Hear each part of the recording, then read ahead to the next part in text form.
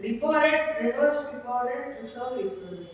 reverse ரிசர்வா இல்ல கடன் எங்களுக்கு கொடுப்பாங்களா இல்ல எங்களுக்கு கொடுப்பாங்களா ஒண்ணுமே புரியலையே.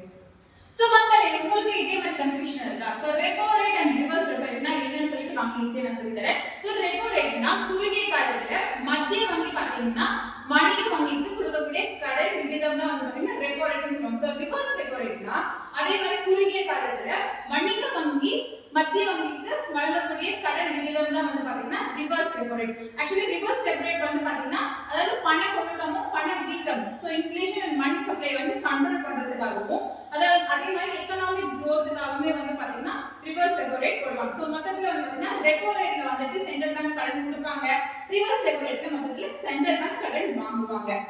என்பிஏ தான்.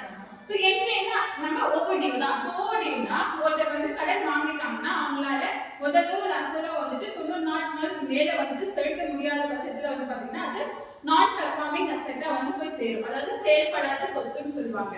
ஓகேவா? அதுதான் வந்து என்பிஏன்னு சொல்லுவாங்க. சோ மக்களே உங்களுக்கு புரிஞ்சதா?